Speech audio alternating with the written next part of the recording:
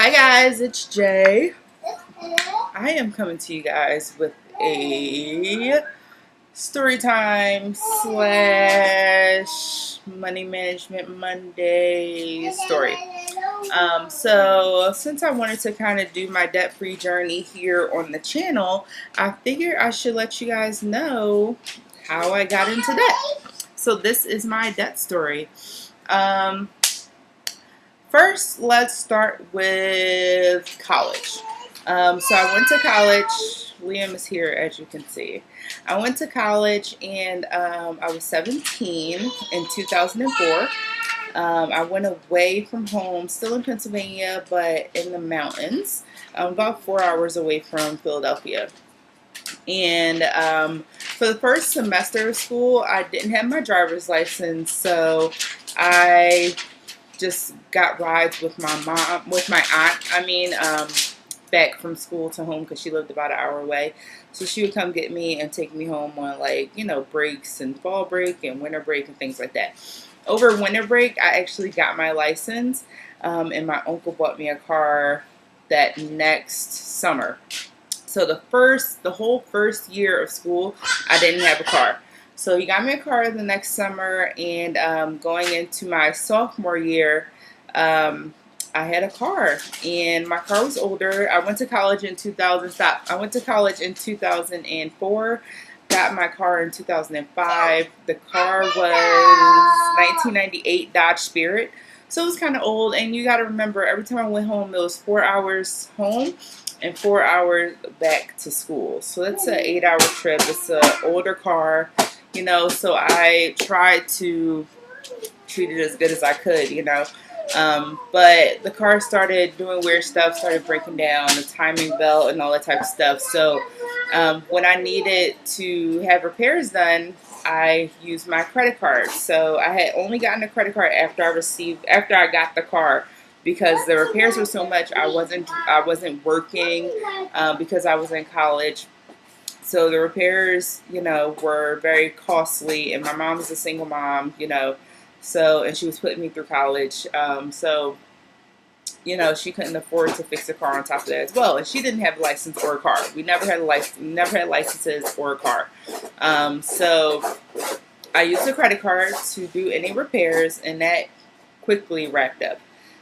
So then I would say my junior year of college, that car died. And I ended up buying another car, I think it was a 1998 Ford Contour from one of my classmates. So her name was Winnie, I believe. Can you please be quiet? Thank you.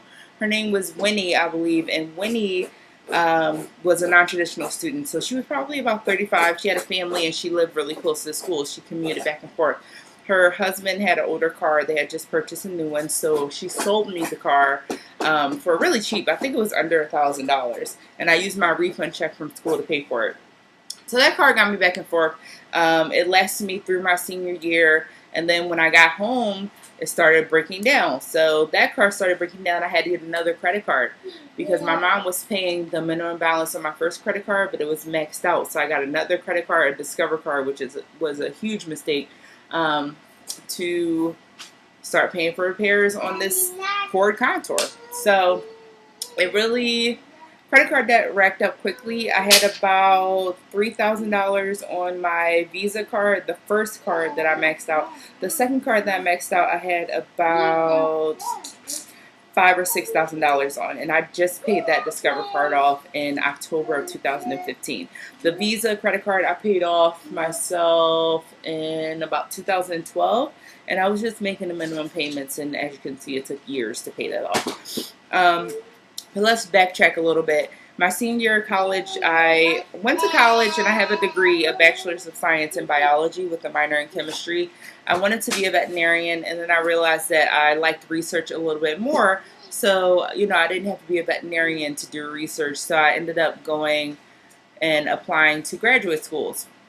If you've ever applied to graduate schools, you know it's very expensive. So to cover graduation costs, to cover my applications to graduate school, I applied to about 8 or 9 of them. I took out loans. So I took out about $2,500 in personal and private loans. And I applied to graduate schools and I got into Drexel and I ended up going to Drexel. So obviously I should have did a little more research on postgraduate school or post, what is it, on graduate school period, because I did not know until I got to graduate school, like till the first semester, that all of your graduate career, all of your post baccalaureate career is paid for by loans. There's really no grants. You have to pay for it all by loans. There's nothing like student. There's nothing. No FAFSA or anything like that for like it is for undergraduate school, graduate school, and getting a doctorate or anything like that is all loans. So that's where most of my debt came from, is those student loans from graduate school. Those are the loans that I'm perfectly fine with paying for the rest of my life. I know I'm going to pay for them for the rest of my life, so I'm fine. I'm done. I've resigned. My thoughts are, I'm done. During that time when I was in graduate school, around 2010, I had always like suffered from depression and anxiety. I have PCOS, so it kind of like weight gain and things like that kind of come with the territory. But it got a lot worse because I was just so down because of debt. It was just like it was weighing heavily on my shoulders, and it scared me a lot because I was on my own. I'm paying my rent and just trying to take care of myself, and I know that I have these thousands and thousands of dollars worth of debt. And that includes credit cards and student loans. That doesn't include my medical bills. I've had 3 emergency surgeries in like the last 4 years. I had weight loss surgery in 2010. I have a child. He's been to the emergency room 3 times in his lifetime. He's had to have stitches and procedures done. He recently, in February of 2016, got his tonsils and adenoids removed because they were really large. So that's where that $8,000 in medical debt came from, because it was just like, I've been making so little for so long. After college, people don't realize that you come out of college without a job. Well, I came out of undergraduate school with a job, but I went to graduate school and I couldn't keep my job because the work was so intense and I just needed more time to focus on school. So, it's amazing the things that you go through after college, and people don't realize the debt that comes along with it. It sucks, but now I have student loan debt and I have medical debt. Thank God I don't have any more credit card debt. But I have a car payment, and I really want to focus on. Uh, Getting out of debt in the next couple of years. I'm turning 30 this year. It's 2016. I turned 30 on December 24th, 2016. My son turns 3 December 25th, 2016. So I'm hoping by my 34th or 35th birthday that I will be a homeowner. That's my goal. So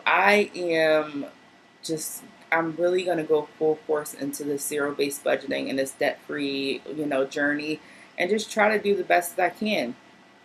So you guys will see a video about I just received my cash envelopes in the mail yesterday. So you guys will see a video about that Wednesday, I believe. And I will see you guys next Monday. Thank you for watching. I hope you guys enjoyed this video. Bye.